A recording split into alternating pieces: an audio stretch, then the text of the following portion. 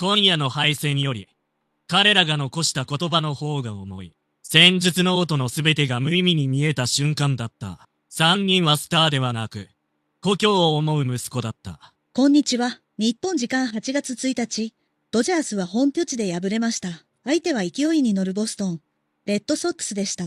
しかし試合の詳しい流れを語る必要はありません。なぜなら本当の物語は最後のアウト後に始まったからです。観客が帰り、照明が一つずつ落とされていきました。敗戦の重い空気だけがダグアウトへ残っていました。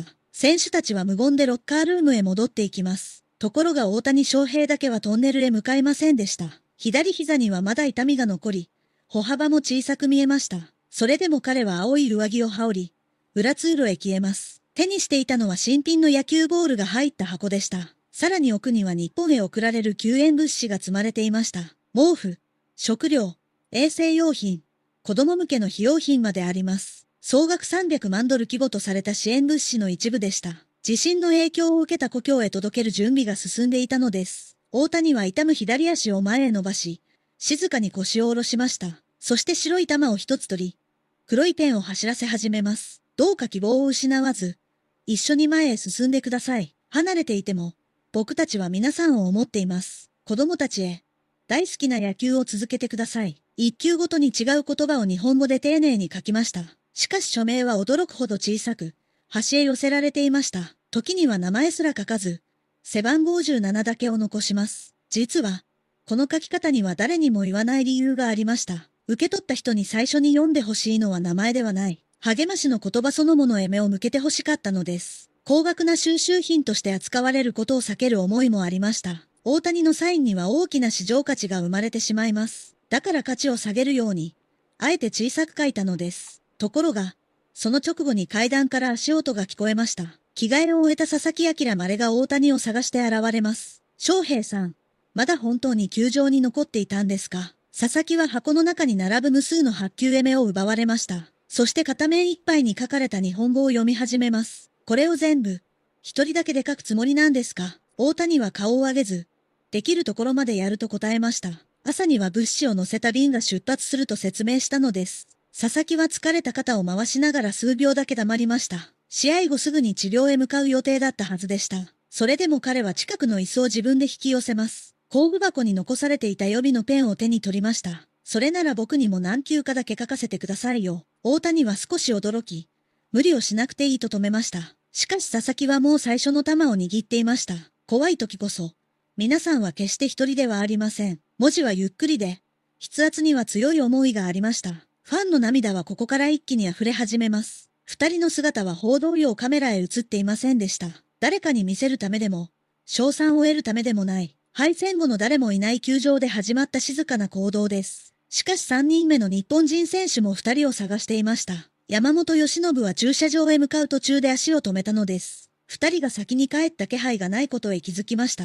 そして薄い作業灯が残るダグアウトへ降りてきます。俺には知らせず、二人だけで終わらせるつもりか？佐々木は苦笑し、今始めたばかりだと答えました。山本は上着を脱ぎ、大谷の反対側へ静かに座ります。全部を一人で抱え込むなよ、と短く声をかけました。三人の間に長い説明も打ち合わせもありませんでした。目の前の玉を取り、思いついた言葉を書くだけです。大谷が玉へ手を伸ばすと佐々木が箱を近づけました。膝を深く曲げなくて済むよう配慮したのです。山本は乾いた文字を確認し、別の箱へ移していきます。遠くでは清掃員が座席を片付ける音だけが響きました。敗戦の夜なのに、ダグアウトには不思議な温度がありました。ところが米メディアはさらに衝撃を受けることになります。誰にも見られていないはずの3人を見つめる人物がいました。その人物こそフリーマンだったのです。忘れ物を取りに戻った彼は階段の途中で立ち止まります。そして戦術より重要だと感じた光景を目撃しました。彼が最初に見たのは大谷の小さな署名でした。なぜ世界的スターが名前を隠すように書くのか、その疑問の答えが、次の一球に刻まれていたのです。フリーマン発球の中央に書かれた文章を読みました。どうか自分たちが一人だと思わないでください。その下には17という小さな数字しかありません。彼はそこで初めて署名を小さくした理由を悟ります。価値ある名前ではなく、言葉を先に届けたいのだ。フリーマンは数秒間、声をかけられませんでした。やがて階段を降り、静かに3人へ近づきます。まだ帰らずに、こんな作業を続けていたのか。大谷は反射的に立とうとしましたが膝が止まりました。山本が座ったままでいいとすぐに手で伝えます。佐々木は日本へ送る励ましの玉だと説明しました。救援物資と一緒に被災地域へ届ける予定だという。フリーマンは背後に積まれた箱を見回しました。300万ドル規模の支援という数字にも驚きます。しかし彼の視線は再び小さな署名へ戻りました。なぜもっと大きく名前を書かないのかと尋ねます。大谷は少し迷い、静かな英語で理由を答えました。名前を見て値段を考える玉にしたくありません。最初にこの言葉を読んでもらいたいだけです。これで被害を消せるとは僕も思っていません。ただ誰かが思っていると知ってほしいんです。フリーマンは何度もうなずき、言葉を失いました。ところが、その直後に彼は意外な質問をします。箱の中に残っている玉は、あと何個あるんだ。佐々木が箱を確認すると、まだ数十球ありました。フリーマンは近くの戦術資料を机へ置きました。今夜は君たちに勝つ方法を何度も考えていた。でもこの行動は戦術より、はるかに重要なんだ。その言葉に3人は同時に顔を上げたのでした。彼は書けない日本語の代わりに箱詰めを手伝います。乾いた玉を傷つけないよう一つずつ布で包みました。そして文章が上を向くよう丁寧に並べていきます。敗戦を忘れたわけでは決してありませんでした。むしろ負けた夜だからこそ心が重かったのです。しかしスコアより先に向き合うべき痛みがありました。勝敗は翌日に取り返せても失った日常は戻りません。その事実を誰も口にせず理解していたのでした。ファンの感動はここから一気に大きく加速します。後に関係者の短い証言が交流サイトへ広がりました。3人の署名が信じられないほど小さかったという。宣伝ならもっと見える場所へ名前を書くはずだ。だから作られた美談ではないという称賛が続きます。一方で寄付額を強調する報道への反発も起きました。日本の番組でも母国語で書いた意味が議論されました。最も苦しい時に心へ届くのは慣れた言葉だという。300万ドルという数字だけを見出しに使うなという声。本当に重要なのは被災者へ向けた言葉だという意見です。ところが米メディアはさらに衝撃を受けます。大谷発給の写真を公式発信しないよう頼んでいました。受け取る前に市場へ画像が出るのを避けたかったのです。転売目的で同じ文章を偽造される心配もありました。佐々木と山本もその考えへすぐに賛成しました。だから作業中の映像も自分たちでは残していません。称賛される証拠を自ら消した行動でもありました。フリーマンは後に近い関係者へ本音を漏らします。彼らは注目されない方法まで考えていたという。有名であることを利用せず、責任だけを引き受けた。その姿が何より胸へ刺さったと振り返りました。実は、最後の一球だけは3人で文章を書きました。大谷が真ん中へ置き、佐々木が最初にペンを取ります。怖くても、皆さんは決して一人ではありません。続いて山本が別の角度から言葉をつなぎました。僕たちはいつでも皆さんのすぐそばにいます。最後に大谷が空いた場所へ締めの文を書きます。日本は一つです。共に前へ進んでいきましょう。三つの筆跡なのに意味は一つへ重なっていました。フリーマンはその玉を見て再び動きを止めます。これは誰か一人の記念品ではないと理解しました。三人の故郷への思いを一つにした手紙だったのです。山本が蓋を閉め、佐々木がテープを貼りました。大谷は箱の外側へ小さく17とだけ記しました。しかし、その瞬間に新たな問題が起きました。球団スタッフが輸送時間へ間に合わないと告げます。検品と通関書類に予想以上の時間が必要だったのです。朝の便を逃がせば到着はさらに1日遅れてしまいます。3人は作業を終えただけでは届けられないと知ります。敗戦後の静かな善意が突然、時間との戦いに変わりました。そしてフリーマンが球団幹部へ一本の電話を入れます。その電話が救援物資の運命を大きく動かしたのです。フリーマンの電話は球団幹部へすぐにつながりました。彼は事情を短く説明し、輸送担当の判断を求めます。朝の便を逃がせば被災地への到着が1日遅れる。それだけは避けたいと声を強めて伝えました。しかし球団側にも簡単には動かせない事情がありました。救援物資には通関確認と内容証明が必要だったのです。さらに署名入りの玉は高額品と判断される恐れもある。善意の荷物なのに商業品として扱われる危険でした。ところが、その直後に大谷が意外な提案を出します。すべての玉から市場価値を切り離して申告してほしい。自分たちの署名ではなく励ましの手紙として送る。その考えに佐々木と山本もすぐ賛成しました。フリーマンは電話口で何度も同じ説明を続けます。これは記念品でも販売品でもないと強調しました。球団の法務担当も深夜の確認作業へ加わります。輸送会社には特別な集荷車両が依頼されました。清掃を終えた職員まで箱の移動を手伝い始めます。敗戦後の球場が静かな救援拠点へ変わりました。しかし、その光景を快く思わない声もありました。選手の疲労を考えればすぐ帰すべきだという意見。膝を痛めた大谷を長く座らせるべきではないという。佐々木と山本にも翌日の調整が残っていました。ロバーツ監督も医療担当から報告を受けました。そして作業を止めるためダグアウトへ向かいます。ところが3人を見た瞬間、監督は足を止めました。大谷は痛む足を伸ばしながら球へ文字を書いている。佐々木は肩を冷やす袋を巻いたまま手を動かす。山本は一球ずつ乾きを確認し箱へ戻していました。監督は無理を美談へ変えてはいけないと伝えます。支援するために体を壊せば誰も喜ばないという。大谷もその言葉へ静かにうなずいて答えました。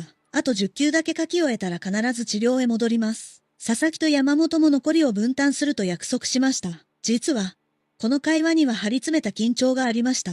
監督は善意を止める悪役になりたくありません。しかし選手を守る責任から目を背けられない。大谷も故郷を思う気持ちを抑えられませんでした。二つの正しさが静かな場所でぶつかったのです。最終的に監督は15分だけ作業を認めました。その代わり医療スタッフを隣へ置くと決めます。時間が来れば誰であっても強制的に終了する。3人は笑いながら厳しい条件を受け入れました。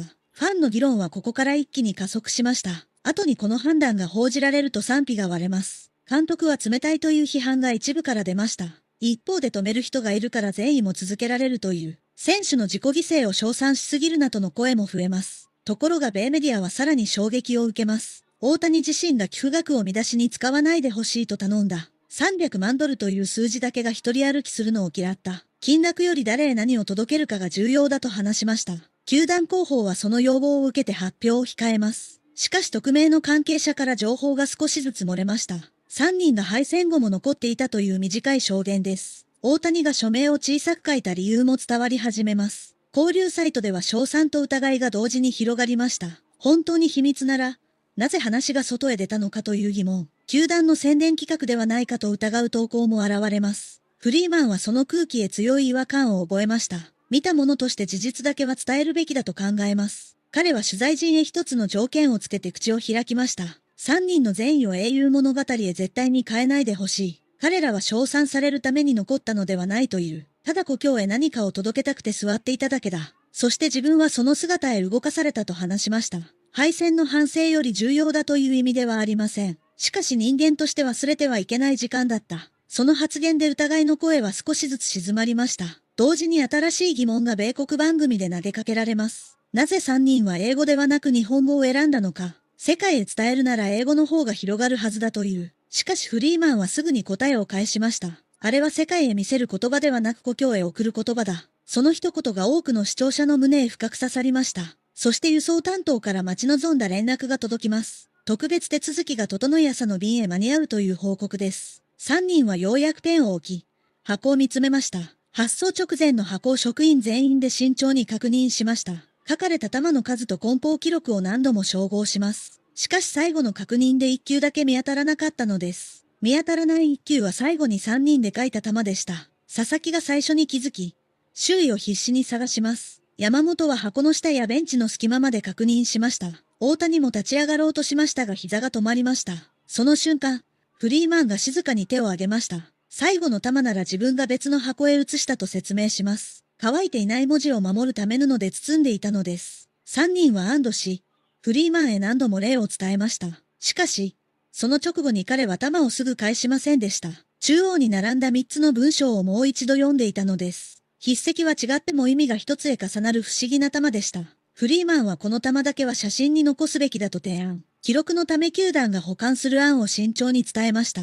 しかし大谷は迷わず首を横へ振ったのでした。これは球団の歴史ではなく被災者へ送る手紙です。残せば価値が生まれ、届ける目的が変わってしまう。その答えにフリーマンは静かに弾を箱へ戻しました。最後の弾は他の弾と同じように布へ包まれます。特別な一球を特別扱いしないことが大切でした。ところが米メディアはさらに衝撃を受けます。このやりとりを知った評論家が真っ二つに割れました。歴史的な記録として保存すべきだったという意見。一方で送るからこそ意味が完成するとの反論です。高額な価値を持つ可能性を自ら手放した3人。その決断は美談なのか、それとも過剰な自己犠牲か。番組では元選手同士が激しく意見をぶつけました。ある解説者発給を保存して寄付へ使う案を主張。競売ならさらに大きな支援額を埋めたというのです。別の解説者は金額だけで善意を図るなと反論しました。受け取る人へ直接届く言葉には別の価値がある。議論は勝敗分析より長い時間を使って続きました。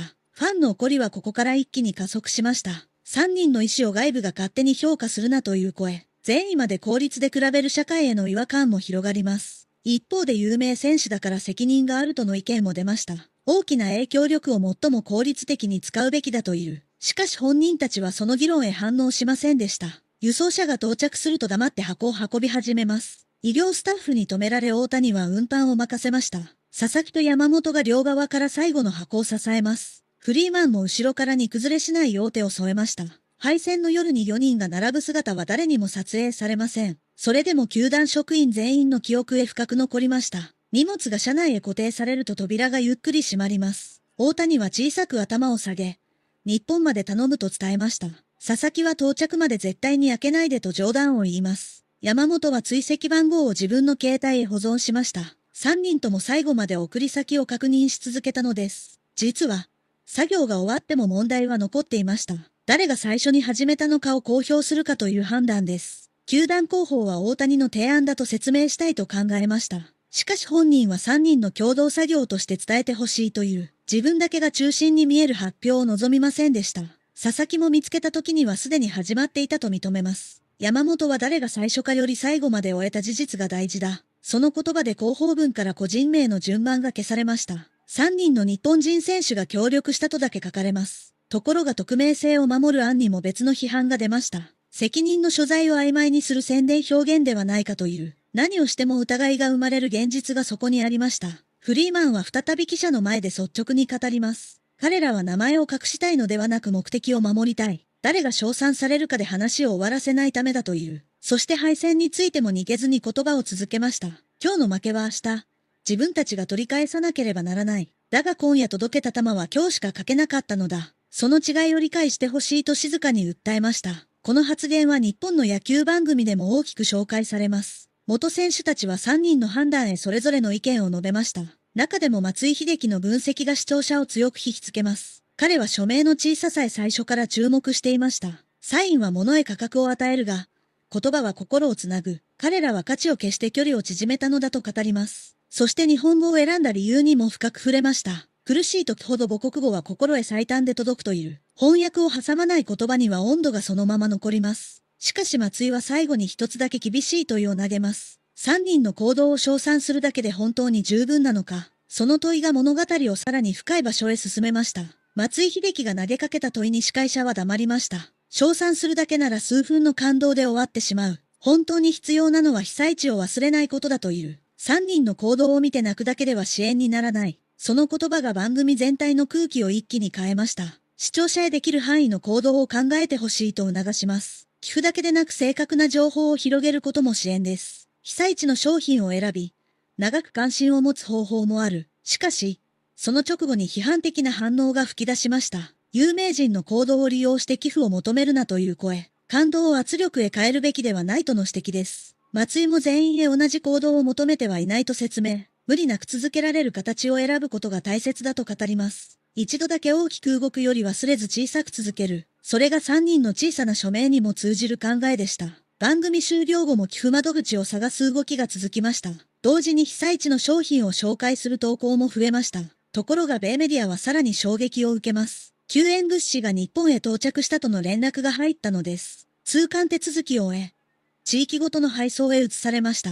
毛布や食料の隙間には白い野球ボールが並んでいます。受け取った職員は署名より先に文章を読みました。写真で見た大きな名前はどこにもありません。中央にあるのは故郷を思う日本語だけでした。ある避難所では子供たちへ玉が一つずつ渡されます。野球を続けてくださいという言葉を見つけた少年。彼は書いた人物を知らずに何度も文章を読みました。端にある17という数字を後から見つけます。その時初めて大谷の言葉だと分かったのです。少年発球を売らず練習へ持っていきたいと話しました。この証言が伝わると日本中から反応が集まりました。署名を小さくした狙いは本当に届いていたという声。一方で高価な玉を子供へ渡す危険を心配する意見。盗難や転売から守る仕組みが必要だと指摘されます。球団と支援団体も保管方法の説明を追加しました。受け取る本人の希望を尊重しながら支援するという、善意を届けた後にも守る責任が残っていました。ファンの議論はここから再び大きく加速します。サイン入り玉を配る方法が適切だったのかという、現金や物資だけの方が公平だったとの批判も出ます。しかし被災地側からは違う声が寄せられました。必要なものと一緒に心を支えるものも届いたという、数字では測れない励ましが子供へ残ったと語ります。この反応にフリーマンも深く胸を動かされました。彼は次の試合前に3人へ到着の知らせを伝えます。大谷は写真より無事に届いた事実だけを確認しました。佐々木は自分の字が読めたかを少し心配します。山本は追跡画面を閉じてようやく笑顔を見せました。3人は誰の球が誰へ届いたかを尋ねませんでした。受け取った人の時間へ入り込みたくなかったのです。実は、この距離の取り方にも大きな意味がありました。支援した側が感謝を求めれば関係は変わってしまう。受け取った人に返事や写真を求めないことも配慮です。大谷発球を送った時点で役目は終わったと話します。あとは現地の人が好きな形で使えばいいという。その姿勢が米国の慈善活動関係者にも評価されました。しかし全てが賞賛だけで終わったわけではありません。300万ドルという額の根拠が不透明だとの声も出ます。球団は物資、輸送費、関連支援を含む規模だと説明。それでも数字が大きすぎるとの疑問は残りました。物語を強く見せるため盛られたのではないかという。フリーマンは金額の議論から距離を置きました。自分が見たの発球へ向き合う4人の手だけだという。その時間が本物だったことだけは断言できると語ります。敗戦直後に残った悔しさも決して消えていません。翌日の準備へ戻れば全員が再び勝負師になります。大谷は膝の治療を続けながら出場判断を待ちました。佐々木と山本も次の登板へ調整を始めています。フリーマンは打撃練習で前日の迷いを修正しました。支援したから敗戦が許されるわけではありません。それでも負けた夜を無意味にしない選択はできる。ロバーツ監督はその点を選手全員へ伝えました。人間性と競技への責任をどちらも手放さないこと。3人の行動を特別扱いせず文化へ変えてほしい。その言葉でクラブハウスの空気が引き締まりました。ところが最後の球を受け取った人物から連絡が届きます。そこには誰も予想しなかった短い返事がありました。その一文が3人全員を再び無言にさせたのです。最後の球を受け取ったのは野球好きの少年でした。彼から届いた返事は驚くほど短い文章でした。僕たちは大丈夫だから。次は皆さんが勝ってください。その一文を読んだ大谷は長く画面を見つめました。佐々木は笑おうとしましたが言葉が出ません。山本も携帯を静かに置き、深く息を吐きました。励ますために送った言葉が逆に力を返してきた。3人はその事実に静かに胸を強く打たれました。しかし、その直後に大谷は表情を引き締めます。感動だけで次の試合に勝てるわけではありません。受け取った言葉へ答えるなら準備するしかない。彼は膝の状態を確認しながら治療を続けました。佐々木は映像室で前回登板の球を見直します。山本も次の相手打線へ向け配球を整理しました。3人は救援活動を競技の言い訳にしませんでした。むしろ背負うべき新しい約束として受け止めます。フリーマンも打撃ケージで黙って振り続けました。ロバーツ監督は全員を集め短い言葉を伝えました。昨日の行動は誇りだが今日の勝利は別の仕事だ。クラブハウスには静かな緊張が戻ってきました。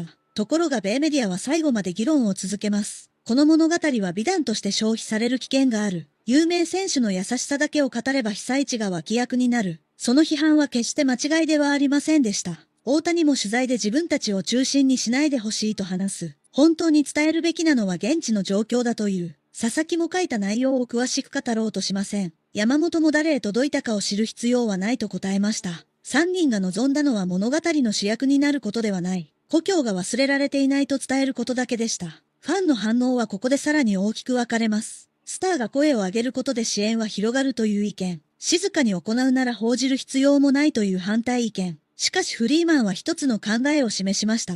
見せるための行動と、見つかった行動は違うという。彼らはカメラを呼ばず、画像も残さなかった。自分が偶然戻らなければ誰も知らなかったはずだ。だからこそ見た者が責任を持って語るべきだという。その説明に多くのファンが深くうなずきました。実は、松井秀喜も最後に同時点へ触れています。名声は本人の意思と関係なく光を集めてしまう。だから3人は署名を小さくして光を弱めました。その代わり受け取る人の言葉を中央へ置いた。これは謙虚さではなく伝え方の技術でもあるという。サインを隠したことで気持ちが先に届いたのです。300万ドルという大きな支援額が注目される一方、本当に人の心へ残ったのは数行の日本語でした。毛布や食料は日々の生活を支えるために必要です。そして一つの発給は孤独を軽くする役割を持った。どちらか一方だけで十分だったわけではありません。物質と心の両方を届けようとした行動でした。もちろんすべての被災者へ弾が届くわけではない。全員の苦しみを3人が背負えるはずもありません。それでも自分たちにできる範囲から始めました。大谷は痛む膝を理由に席を立ちませんでした。佐々木は疲れを理由にペンを置きませんでした。山本は長い説明を待たず隣へ椅子を運びました。しかし無理を称賛するだけでは本質を見失います。監督と医療担当が時間を区切ったことも重要でした。支援を続けるには選手自身が健康でいる必要がある。優しさと自己犠牲は同じではないという教訓です。この夜はドジャースの敗戦から始まりました。スコアだけなら忘れたい一日だったかもしれません。それでも敗北の後にしか生まれない時間がありました。誰も祝っていない静かな球場だったからこそ、3人は故郷と向き合う場所を見つけられたのです。そして偶然見たフリーマンの言葉が世界へ伝えました。戦術ノートより重要なことが確かに存在する。勝利を目指す競技者も一人の人間であるということ。皆さんはこの行動をどのように感じたでしょうか？署名を小さくした3人の判断へ共感しますか？それとも受け取る人へ直接届けるべきでしょうか？有名選手の支援はどこまで報じるべきでしょうか？ぜひ皆さんの率直な意見をコメントで教えてください。一つだけ確かなことがあの発球には残りました。遠く離れていても故郷との距離は消えていない。大谷翔平、佐々木朗まれ、山本由伸の3つの筆跡。それは3人の名前ではなく一つの願いになりました。どうか希望を失わず、共に前へ進んでください。そして次は皆さんが勝ってくださいという返事。支える側と支えられる側は一つではありません。互いに力を渡し合うことで前へ進めるのです。敗戦の夜に始まった静かな行動は終わりません。次の一球と次の支援へその思いは続いていきます。